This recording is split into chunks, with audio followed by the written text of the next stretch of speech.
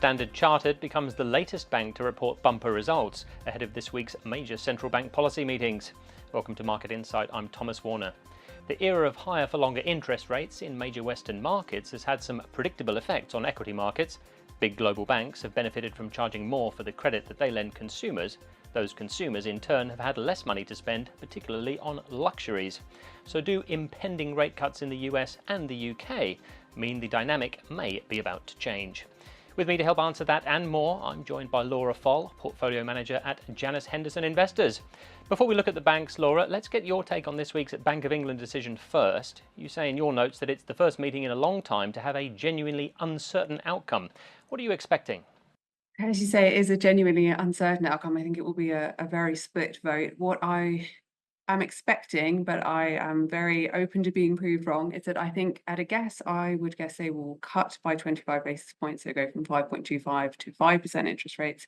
The reason that it is genuinely a coin toss is this point around service inflation.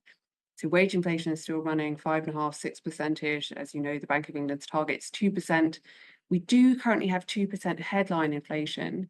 We have done for 2 months, but what will be worrying the Bank of England is that service and wage inflation, which will not be helped by the decision of Rachel Reeves, our new Chancellor, to extend that public sector pay boost for around 5.5%. That will make the Bank of England think that maybe that service inflation will continue to be quite sticky. So this is why it's a genuinely difficult decision, but I think at a guess, on balance, I think they will cut by 25 basis points because I think the fact that headline inflation has now been 2% for 2 consecutive months gives them the possibility to do that, to open the door to rate cuts. And if I were them, if I was sat on the MPC, I would make clear that, yes, we might cut rates this week, maybe, but leave the door open to being data-driven in the future. We won't have to wait long until we find out, Laura, just until Thursday. Let's turn to those commercial banks now. Standard Chartered, they were the FTSE's top performer this morning, up more than 5%. That's despite them being very exposed to China's troubled property sector and making some changes to their management earlier this year. Why has the market reacted so positively in your view? This is the second set of good banking results that we've seen in recent days. We saw NatWest on Friday that was taken very well with their numbers, and as you say, we've seen Standard Chartered. The broader context for banks is that a higher for longer interest rate, you mentioned it earlier, is good for the banking sector. They make more on their deposit side, they make more on their lending side. You're seeing that come through on their returns at a point where, if we think back a year, 2 years ago, the banking sector has been lowly valued within the broader equity market for a long period of time. It had a long period of disappointing returns, the bank sector. So now that interest rates are at what we probably deem more normal levels, you're seeing that come through in the returns. But also, interestingly, you are not seeing loan losses come through in the way that you would necessarily expect, given the steep interest rate rises that we've had. Obviously, we're now talking about the possibility of rate cuts, but we have had some very steep interest rate rises from the bottom. You're not seeing the level of loan losses that you would normally have seen because banks, Standard Chartered and NatWest are both included in this, have been generally conservative in how they've lent their money. So you're seeing a good combination of, they're benefiting from the higher rates, but on the other side, they're not seeing the loan losses come through that you would necessarily expect. And what that's meaning for shareholders is that you are getting some quite substantial distributions. So Standard Chartered, for example, have announced a higher than expected share buyback today. And are you expecting something similarly positive when HSBC reports tomorrow?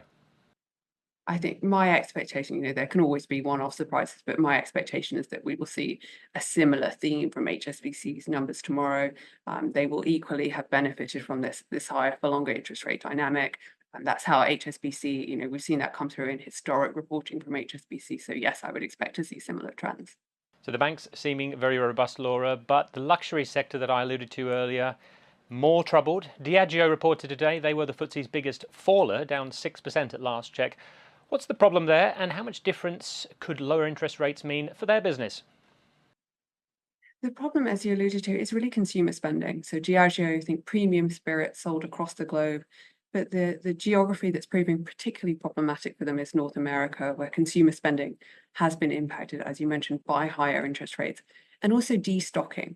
So what happened during COVID is that when people couldn't necessarily go out as much, couldn't go on holiday, couldn't go overseas, etc., they stocked up on premium spirits in their own drinks cabinets. And people, they don't necessarily draw down on that inventory very quickly. So people haven't been out buying those premium spirits that Diageo sell for now a prolonged period. And what really disappointed investors today, and why the shares are trading down this morning and this afternoon, is that they are saying, management of Diageo are saying that weakness will continue, they expect, into the next financial year. So whereas people were hoping that weakness might be coming to an end, that consumers might be back at their spending again, management seem to be signaling that weak period is going to continue. And that means that the earnings expectations that were out there in the market for Diageo probably need to come down in the region of low double-digit percentage. So a fairly meaningful earnings cut for the year ahead. So overall, Laura, it does sound as though you do subscribe to the view that lower interest rates could be about to change the market dynamics. I think what you've always got, I think that's right, but I think what you've always got to bear in mind is equity markets are forward-looking, and an interest rate cut, there's a debate about whether it will be Thursday, but the expectation is that rates will start to come down into the second half of this year. So in theory, that should already be out there in market expectations, and we can debate nuances around timing, but it really is that.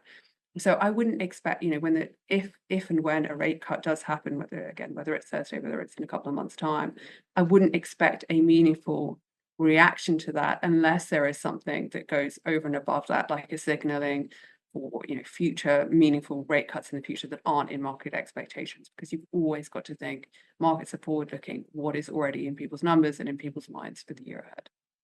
Laura Foll, Portfolio Manager at Janus Henderson Investors, many thanks for your thoughts today.